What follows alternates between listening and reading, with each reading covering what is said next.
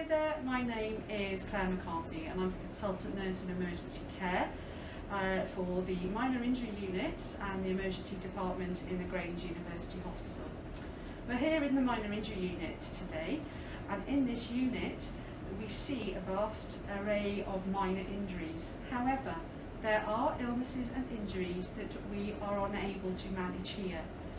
These type of illnesses and injuries include things like chest pain, shortness of breath, tummy pain or abdominal pain, pregnancy related issues and problems, unwell children, which includes children with temperatures or shortness of breath. We also don't see patients with mental health issues and concerns. Unfortunately, we do not have access to mental health teams here on site, and patients are managed best elsewhere by specialised services.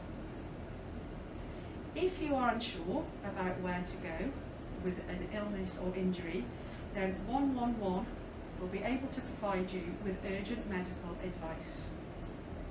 If your condition is life-threatening, then please phone 999 or attend your local emergency department.